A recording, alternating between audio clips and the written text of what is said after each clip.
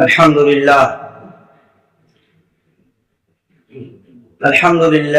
نحمده ونستعينه ونستغفره ونؤمن به ونتوكل عليه ونعوذ بالله من شرور أنفسنا ومن سيئات أعمالنا من يهده الله فلا مضل له ومن يضلله فلا هادي له ونشهد أن لا إله إلا الله ونشهد أن سيدنا ومولانا محمدا عبده ورسوله أما بعد قال الله تبارك وتعالى في القرآن المجيد والفرقان الحميد أعوذ بالله من الشيطان الرجيم بسم الله الرحمن الرحيم إن الذين يؤذون الله ورسوله لعنهم الله في الدنيا والآخرة وأعد لهم عذابا مهينا صدق الله العظيم وقال النبي صلى الله عليه وسلم في حديثه حسين مني وأنا من الحسين أو كما قال عليه الصلاة والسلام.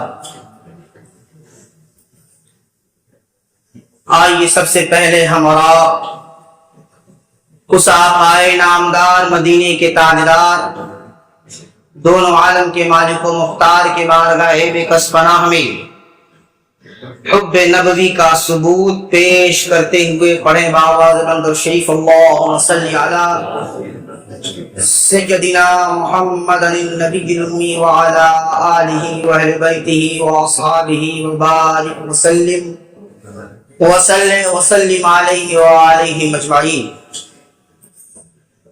آج محرم الحرام کی 8 تاریخ ہے. 10 عاشورہ محرم الحرام کا جو عاشورہ کا دن ہے، اس میں عالم اسلام میں ایک عظیم واقعہ اور ایک عظیم سانحہ پیش ہوا، رونما ہوا. چونکہ ہم لوگ عاشقان اہل بیت ہیں اور محبان اہل بیت ہیں، چونکہ بقول اللہ اور بقول رسول اللہ یعنی قرآن کے روح سے اور حدیث کے روح سے اہل بیت کی محبت ہمارے لیے ایمان ہے اور ایمان کا درجہ رکھتی ہے. میں نے آپ کے سامنے جو آیت کریمہ پڑھی، اصل بات ایک بات اور سمجھ لیجئے کہ اہل بیت سے محبت ایمان ہے اور اہل بیت سے بغض، عداوت، نفرت یہ منافقت ہے. اس سے ایمان ختم ہو جاتا ہے اور انسان ہمیشہ ہمیش کے لیے جہنم میں چلا جاتا ہے. یہ حدیث کی روح سے اور قرآن کی روح سے میں نے ابھی آپ کے سامنے، چونکہ ہر بات کی ایک دلیل ہوتی ہے، جو دعویٰ آپ کر رہے ہیں اس دعوے کی دلیل ہونا ضروری ہے. اس دعوے کی کوئی قدر و اہمیت نہیں اور قدر و قیمت نہیں جس دعوے کی دلیل نہ ہو. اس بات کی کوئی اہمیت نہیں جس بات کے لیے کوئی ایویڈنس نہ ہو. اس قول کی کوئی اہمیت نہیں جس قول کو پروف کرنے کے لیے کوئی سالڈ ایویڈنس موجود نہ ہو. اس لیے میں نے آپ کے سامنے، چونکہ ذکر اہل بیت کرنا ہے اور شہادت امام حسین کا ذکر کرنا ہے، امام حسین کی جو شہادت ہوئی اس کے پس منظر کو سمجھنا ضروری ہے. اور میدان کرب و بلا میں امام حسین اور تمام خاندان نبوت کے ساتھ، خانوادہ رسول کے ساتھ جو المناک معاملہ پیش ہوا اور جس طریقے سے ان کی بے حرمتی کی گئی، ان کو شہید کیا گیا، اس کا ذکر مقصود ہے. آج ہوتا کیا ہے، جو ہی محرم الحرام کا مہینہ شروع ہوتا ہے، چاہے جائے کہ ذکر اہل بیت ہو، چاہے جائے کہ امام حسین کی شہادت کا ذکر ہو، چاہے جائے کہ امام حسین کی تعلیمات کا ذکر ہو، وہاں سید الشہداء کے نام پر اور ذکر اہل بیت کے نام پر اور ذکر شہادت کے نام پر بینر تو لگا لیتے ہیں، مگر پوری رات تقریر نہ حضرت امام حسین کی شہادت پر ہوتی ہے، نہ میدان کربلا میں ہونے والے واقعات پر ہوتی ہے، نہ امام حسین کی شان کا ذکر ہوتا ہے. صرف اور صرف ذکر اگر ہوتا ہے تو تعزیت کے تعلق سے، ڈنکے کے تعلق سے، علم کے تعلق سے. اس کے لیے 11 مہینہ آپ کے پاس ہے. ابھی ضرورت اس بات کی ہے کہ صرف اور ذکر ہو تو امام حسین کی شہادت کا ذکر ہو، تاکہ جو اہل بیت کے چاہنے والے ہیں، جو اہل بیت کے ماننے والے ہیں، جو اہل بیت سے محبت کرنے والے ہیں، کم سے کم ان کے دل میں امام علی مقام کی محبت سرایت تو کر جائے. ہمارے نئی نسل کو معلوم تو ہو جائے کہ میدان کربلا میں کیا ہوا، اور صحیح روایت کو بیان کرنا ضروری ہے. بہت ساری ایسی روایتیں آ گئی ہیں جس کو ہمارے علماء بغیر تحقیق کیے پیش کرتے ہیں، جبکہ میں آج جو بیان کروں گا حضرت ابن عساکر کی تحریر بیان کروں گا. جو اہل علم ہیں آپ لوگ شاید نہ جانتے ہو ابن عساکر کون ہیں، علامہ ابن عساکر. اور جو گفتگو ہوگی وہ خصائص کبریٰ سے ہوگی. آج ہماری جو گفتگو ہوگی وہ تہذیب التہذیب سے ہوگی. آج ہماری جو گفتگو ہوگی وہ حضرت ابن عساکر کی تحریر سے ہوگی، تاکہ کسی کے پاس یہ سوال کرنے کی گنجائش باقی نہ رہے کہ آپ نے جو روایت بیان کیا اس کے اندر ذوف ہے. ابن عساکر کو پہلے جان لیے مختصراً. آج سے 950 سال پہلے کے محدث اور فقیہ ہیں ابن عساکر. ابھی کی بات نہیں ہے، یہ 100 200 300 سال پہلے کی نہیں، 950 سال. روایت میں آیا کہ حضرت ابن عساکر کی پیدائش 1105 عیسوی میں ہوئی. ان کے بارے میں علماء لکھتے ہیں کہ وہ بہت بڑے محدث بھی تھے، بہت بڑے فقیہ بھی تھے، اور بہت بڑے ہسٹورین بھی تھے، مورخ بھی تھے، تاریخ لکھنے والے. اور سب سے اہم بات کہ ابن عساکر کوئی شیعہ کے عالم نہیں ہے، ہمارے سنی عالم ہیں. ان کی تحریر بیان کر رہا ہوں تاکہ کسی کے پاس سوال نہ رہے. بات یہ ہوئی، میں نے ابھی آپ کے سامنے آیت پڑھی، چونکہ تمام گفتگو حدیث و قرآن کے روشنی میں ہوگی. اللہ نے فرمایا جس نے اللہ اور اس کے رسول کو اذیت پہنچائی، ان الذین یؤذون اللہ ورسولہ، جس نے اللہ کو اور رسول اللہ کو تکلیف ایذا پہنچائی. صرف تکلیف چل جائے کہ آپ ان کے اوپر ایک بوجھ ڈال دیں شہادت کا اور تکلیف کا، یہاں تو صرف ایک لفظ آیا ایذا، ایذا رسانی کی. اللہ کو اور اس کے رسول کو تکلیف پہنچائی. لعنہم اللہ فی الدنیا والآخرہ، اللہ کی لعنت ہے اس پر، دنیا میں بھی اور آخرت میں بھی. اب دیکھ لیں کن کن لوگوں نے رسول اللہ کو تکلیف پہنچائی. میں نام نہیں لوں گا، آپ کو عقل دے رہا ہوں، آپ کو ایک فکر دے رہا ہوں.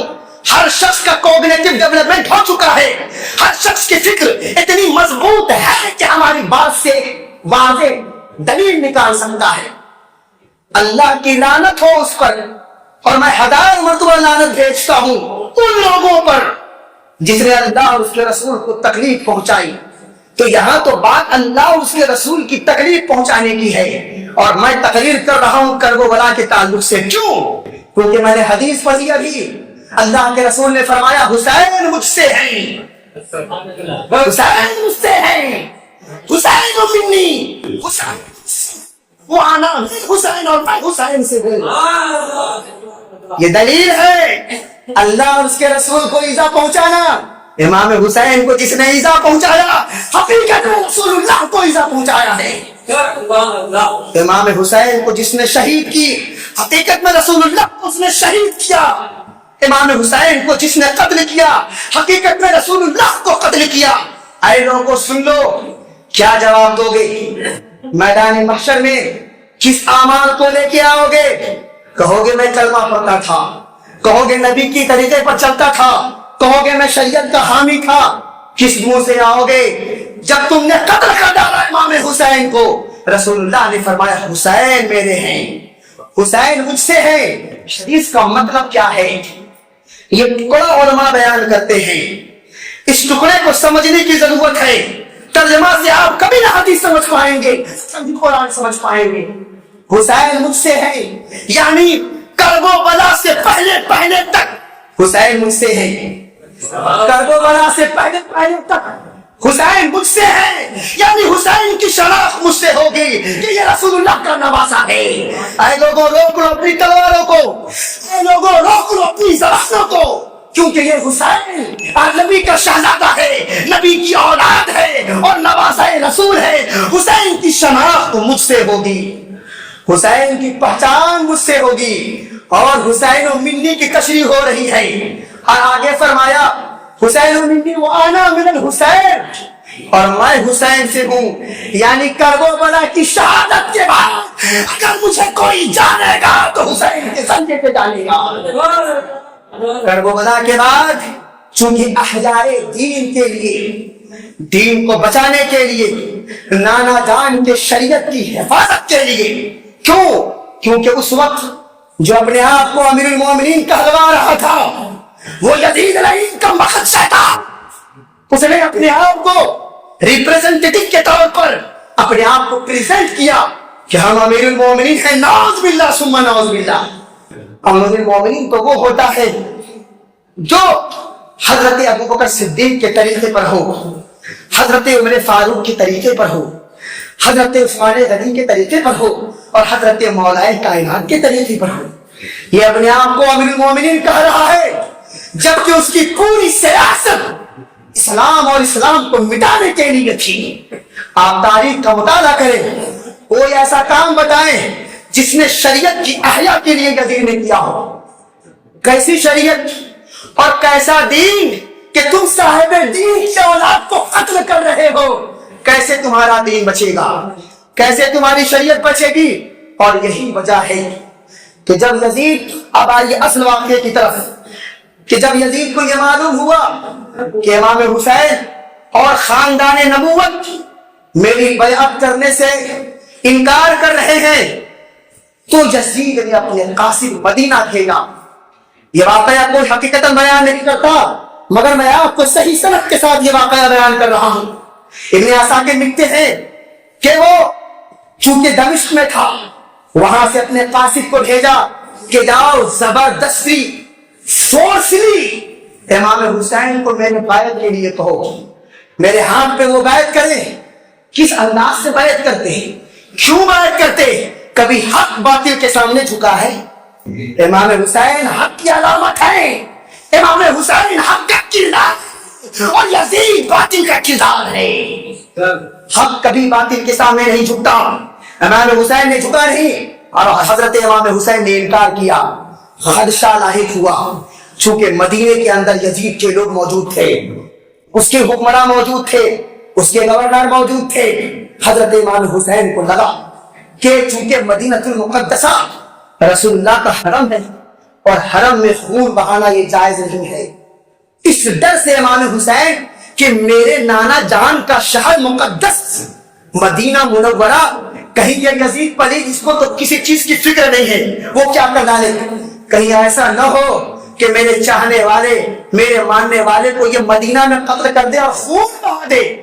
مدینے میں یہ قطرہ بھی خون کا نہ بہے.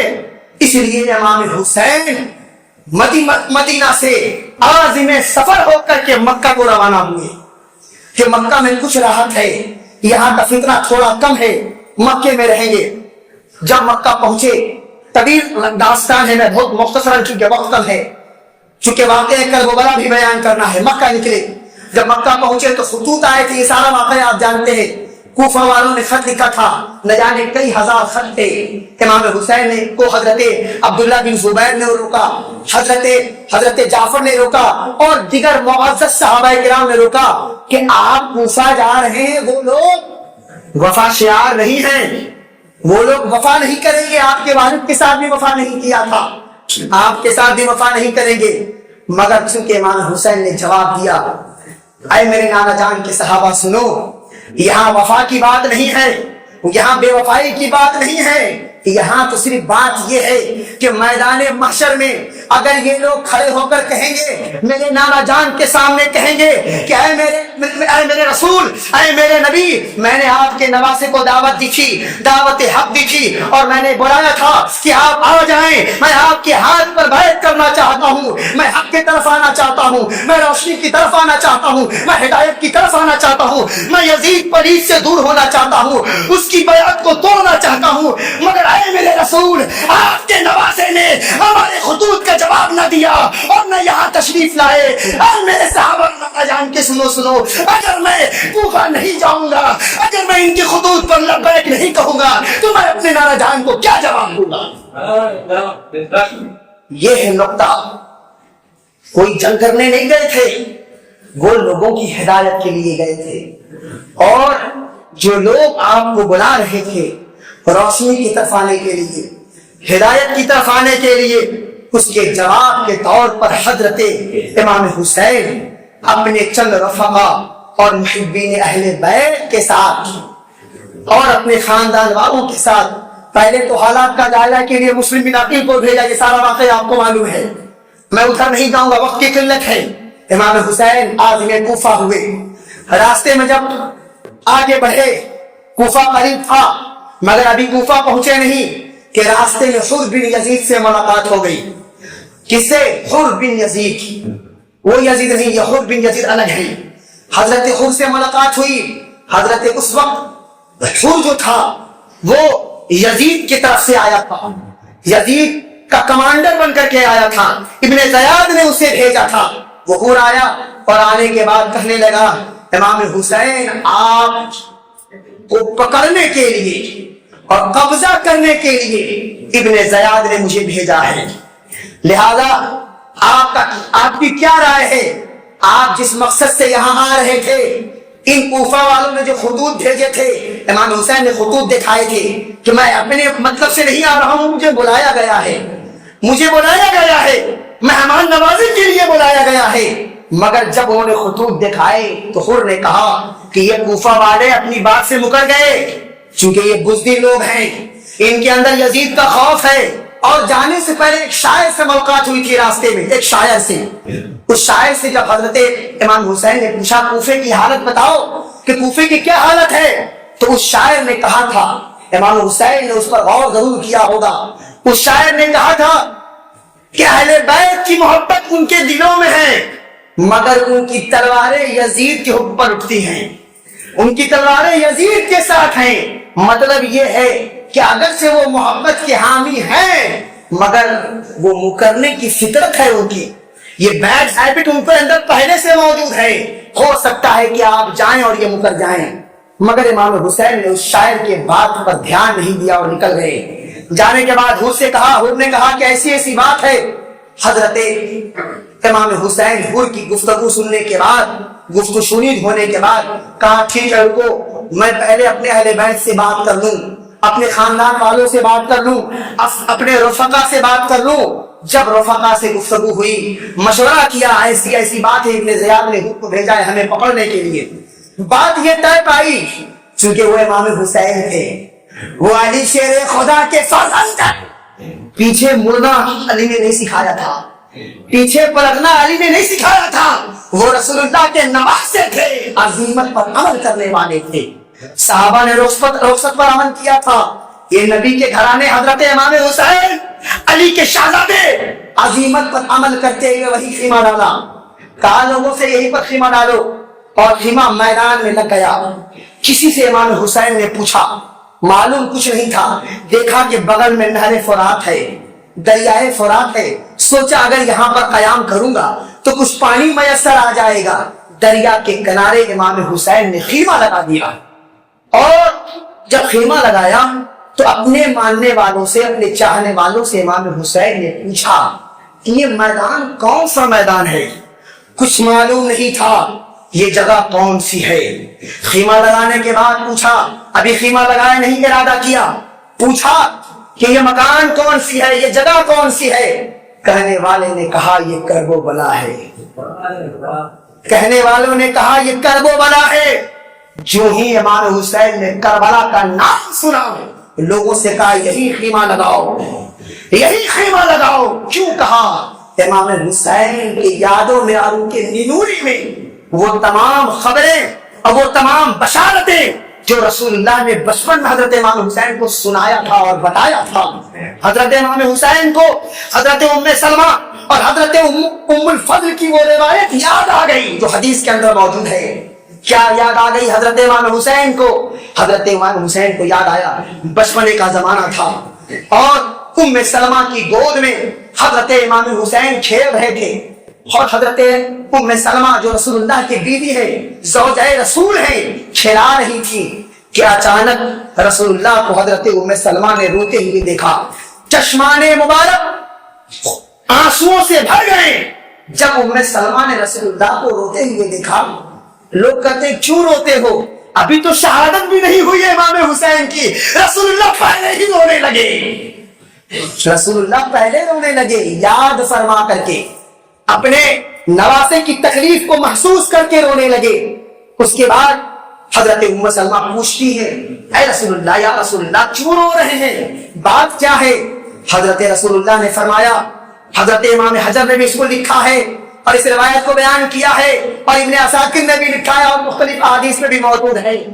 رسول اللہ نے فرمایا ام سلمہ سے، اتانی جبریل، اے ام سلمہ روتے ہوئے ارشاد فرمایا کہ میرے پاس ابھی ابھی جبریل آئے، وہ اخبرنی، اور مجھے خبر دی ہے، مجھے بتایا ہے کہ ان ابنی حسین، کہ میرا بیٹا حسین، میں نے حدیث پڑھی، حسین منی وانا من الحسین، رسول اللہ فرما رہے ہیں ان ابنی حسین یقتل فی بعض ارض العراق۔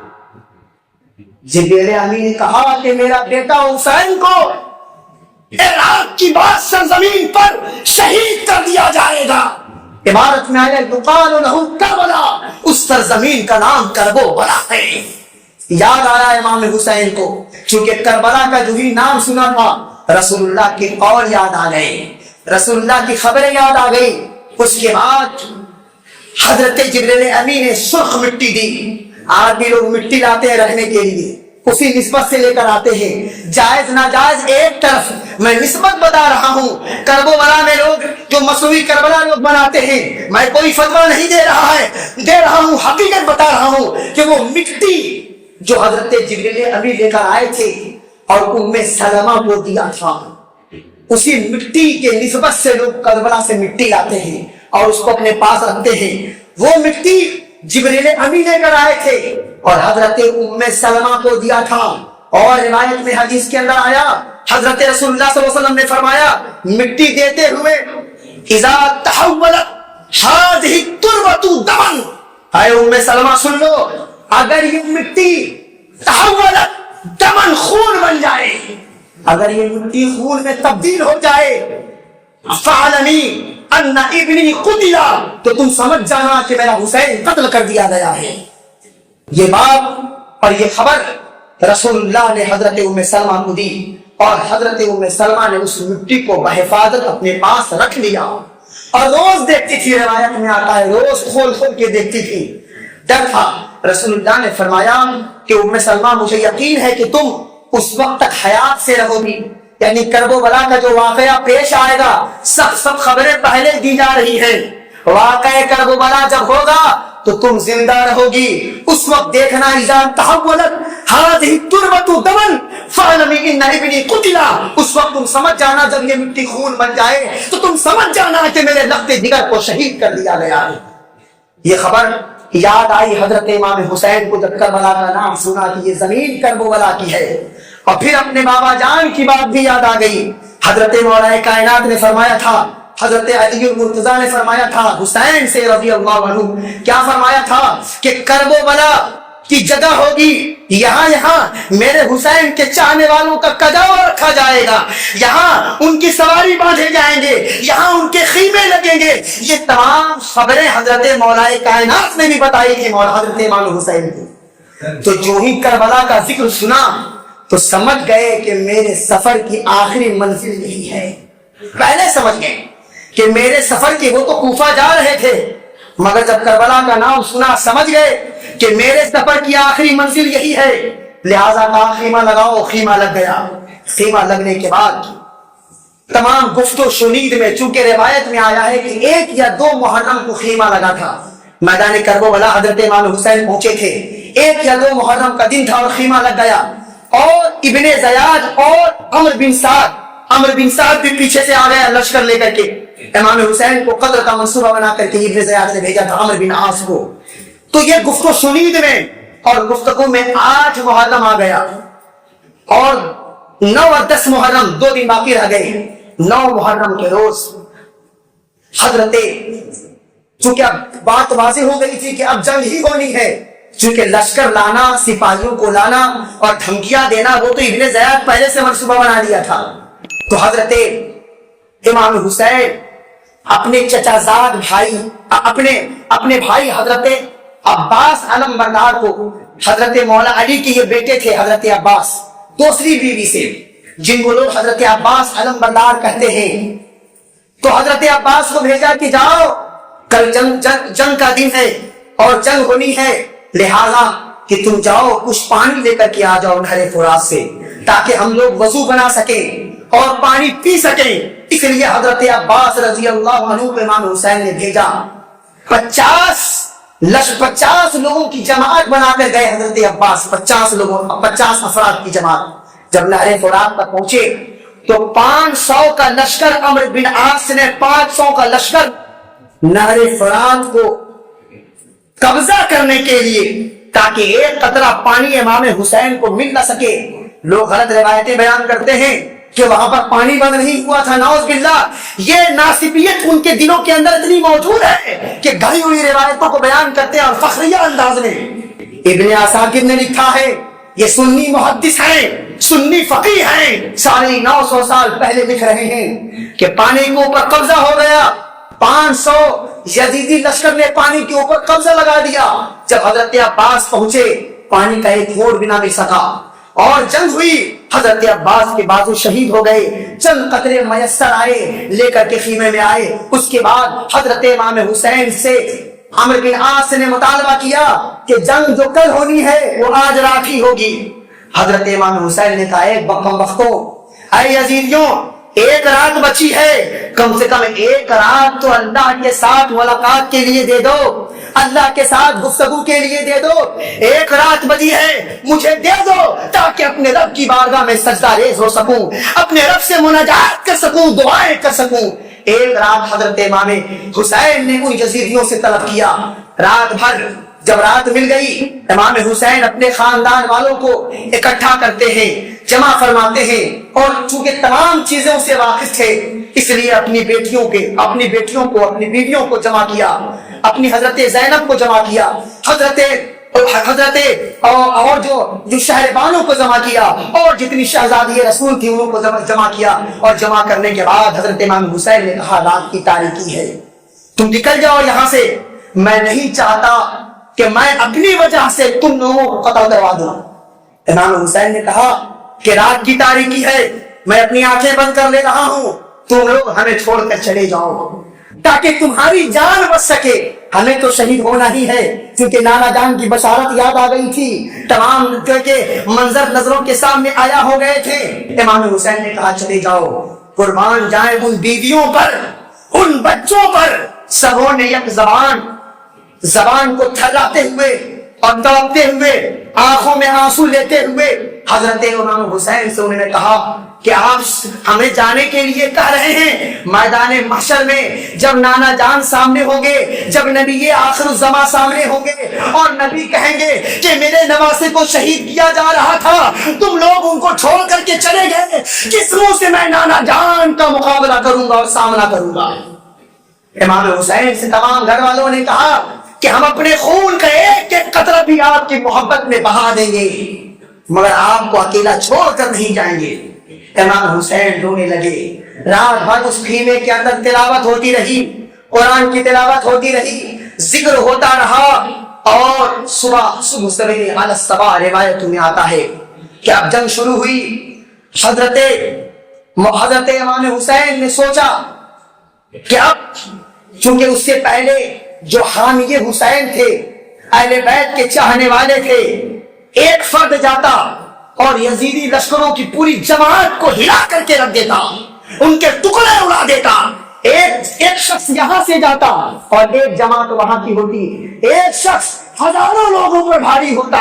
یہاں پر دھیرے دھیرے ایک ایک حسینی شہید ہوتے چلے گئے، ایک سے ایک حسینی شہید ہوتے ہوئے چلے گئے. اب صرف خانوادہ رسول کے چند افراد بچے تھے. امام حسین نے سوچا کہ میں ابتدا اپنی ذات سے کروں، اور سوچا کہ میں آگے بڑھوں. یوں ہی تلوار اٹھایا، حضرت علی اکبر سامنے آ گئے. حضرت امام حسین کے بیٹے سامنے آ گئے اور کہا آپ کا جوان بیٹا سامنے موجود ہے، میں کیوں کر یہ برداشت کروں کہ ہمارے سامنے آپ جائیں اور تکلیف اٹھائیں، میں جاؤں گا، مجھے دعا دیں۔ حضرت علی اکبر آگے بڑھے، پر روایتوں میں آتا ہے کہ جب حضرت علی اکبر نے تلوار اٹھائی اور یزیدیوں کو گاجر مولی کی طرح کاٹنا شروع کیا تو تمام میدان کربلا میں ایک کوہرام سمجھ گیا۔ حضرت امام حسین اور حضرت زینب نے سوچا کہ ذرا دیکھیں کہ کہاں ہے لاڈلا حسین کا، چونکہ کربلا کی زمین اس طرح ریتیلی زمین دھواں اڑ رہے تھے، گرد فضا کے اندر چھا گئی تھی، کوئی حضرت علی اکبر کو دیکھ نہیں پا رہا تھا۔ امام حسین نے سوچا کہ کم سے کم اپنے بہادر نوجوان بیٹے کو لڑتے ہوئے دیکھ تو لوں، مگر دیکھ نہ سکے۔ مگر یہ چیز دیکھا کہ جدھر جدھر تصور کیا کہ جدھر جدھر گرد و غبار آپس میں اور فضا میں پھیل رہی ہیں اور ایک یزیدی لشکر پیچھے کی طرف بھاگ رہا ہے، امام حسین سمجھ گئے کہ میرا لگتے جگر ان کو للکا رہا ہے۔ اس فضا سے سمجھے تھے، حضرت علی اکبر نظر نہیں آ رہے تھے، مگر گرد کی وجہ سے یہ سمجھ چکے تھے کہ میرا یہ شہزادہ تمام یزیدیوں کو اکھاڑ پھینک رہا ہے۔ دیکھا تمام پیسوں زخم لگے حضرت علی اکبر کے جسم کے اوپر۔ حضرت علی اکبر واپس آئے، پیاس کی شدت، ہونٹ سوکھ گئے تھے، سوچا کہ تازہ دم ہو لیں اور پھر سے ان یزیدیوں کو ہم واسطے جہنم کریں۔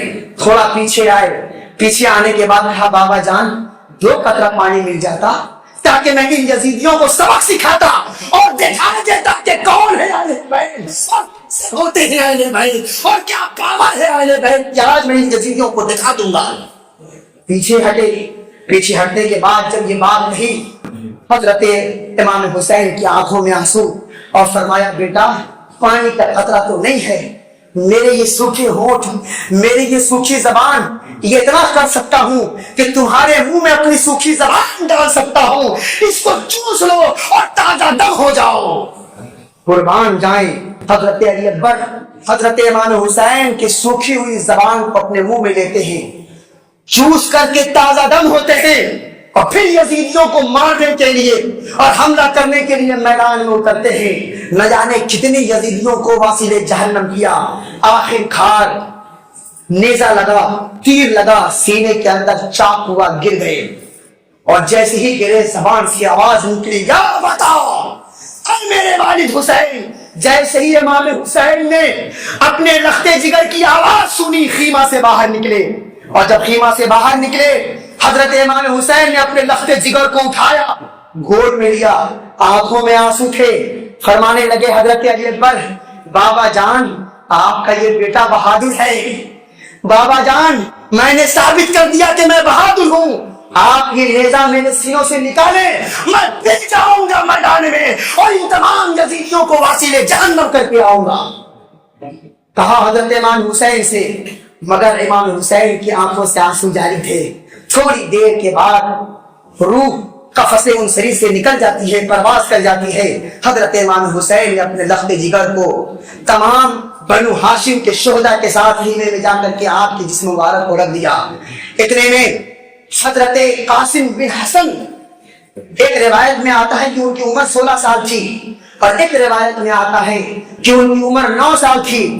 ابن عساکر نے 9 سال لکھا ہے، اس لیے میں 9 سال کا ذکر کر رہا ہوں کہ 9 سال کی عمر تھی جب حضرت امام حسین نے تلوار اٹھایا کہ اب میں جاؤں میدان میں۔ آ گئے حضرت قاسم بن حسن، کہا رک جائیے چچا جان، مجھے جانے دیجئے، مجھے کیوں شہادت کے معلوم کر رہے ہیں؟ حضرت امام حسین جو شفقت پیدری ہے وہ جوش مارنے لگی، کہا نہیں تم میرے بھائی کی امانت ہو، میں تمہیں شہید ہونے نہیں دوں گا۔ روکا، مگر حضرت قاسم بن حسن نے زبردستی اصرار فرمایا، اور جب اصرار فرمایا تو حضرت امام علی مقام نے اجازت مرمت فرما دی۔ حضرت قاسم بن علی گئے اور تمام یزیدیوں کو واسطے جہنم کر کے شہید ہو گئے۔ شہید فرما رہے انا للہ و انا الیہ راجعون۔ اتنے میں حضرت امام حسین نے سوچا کہ اب میں کربلا جاؤں، اب میں میدان میں اتروں، کہ 6 سال کے ننھے حضرت زین العابدین بیمار تھے۔ کہا بابا جان ہمیں کیوں محروم کر رہے ہیں، ہمیں موقع دیجئے۔ اس وقت امام حسین کے جو الفاظ تھے وہ دل کو دہلانے والے ہیں۔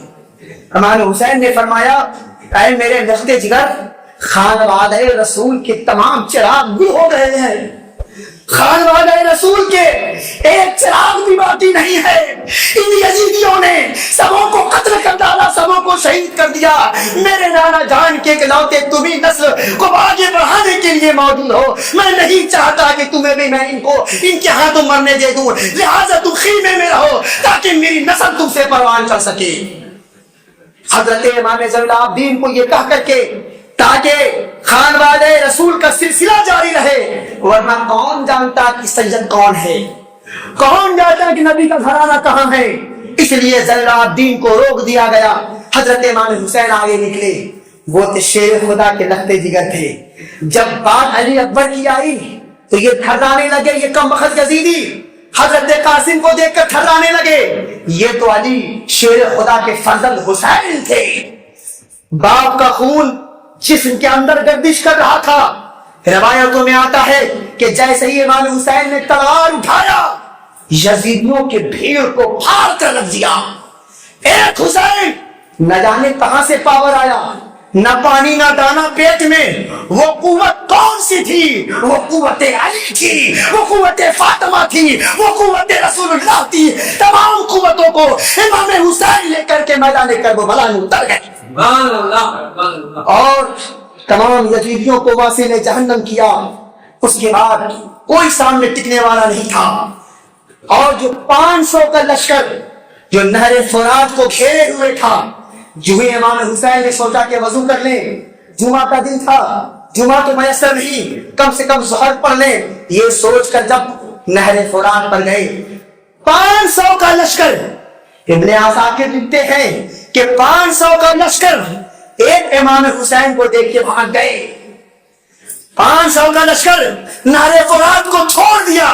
امام حسین گئے، سوچا پانی اٹھائیں اور وضو فرمائے، جو ہی پانی اٹھایا پانی خون بن گیا۔ امام حسین مسکرائے، آسمان کی طرف دیکھا، سمجھ گئے، واپس آئے۔ واپس آنے کے بعد ان یزیدیوں سے کہا وقت ظہر قریب ہے، 2 رکعت مجھے نماز ادا کرنے دو، اللہ کی بارگاہ میں سجدہ ریز ہونے دو۔ جیسے ہی حضرت امام حسین نے یہ بات کہی، وہ تمام یزیدی، ان یزیدیوں کی نیت سے آپ واقف تھے، آپ جانتے تھے میرے سامنے تو کوئی آئے گا نہیں، پیٹ سے ہی وار کرے گا۔ امام حسین سمجھ گئے، چھوڑا تلوار کو رکھا اور اللہ اکبر کر کے ہاتھ باندھ لیا۔ جو ہی حضرت امام حسین نماز کے لیے کھڑے ہو گئے، وہ نانا جان کا کلمہ پڑھنے والے یہ بھی نہیں دکھا کہ حسین نماز میں ہیں، حسین تسبیح میں ہیں، اللہ کا ذکر فرما رہے ہیں۔ اسے نہ کلمے کا فکر، نہ کلمے کی فکر ہوئی، نہ نماز کی فکر ہوئی، نہ دین کی فکر ہوئی، نہ شریعت کی فکر ہوئی۔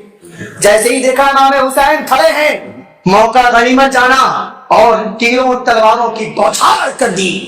سینکڑوں زخم حضرت امام حسین کے جسم پر لگے، گھوڑے سے نیچے گر گئے۔ جیسے ہی نیچے گرے، دیکھا کہ سرور کائنات صلی اللہ علیہ وسلم مجھے شاباشی دے رہے ہیں کہ حسین تم نے ہمارے دین کو زندہ کر دیا، احیائے دین تم نے کر دیا۔ حضرت علی شاباشی دے رہے ہیں، آواز آ رہی ہے غیب سے اور مبارکباد دی جا رہی ہے حضرت امام حسین کے صبر کو لے کر کے۔ حضرت امام حسین گرے، قفس انصری سے روح پرواز کر گئی۔ اِنَّا لِلَّهِ وَإِنَّا إِلَيْهِ راجعون۔ آگے ہفتہ انشاءاللہ میدان کربلا کے بعد کا جو منظر ہے وہ آپ کے سامنے پیش کروں گا۔ اِنَّا لِلَّهِ وَإِنَّا إِلَيْهِ راجعون۔ وآخر دعوانا الحمد للہ۔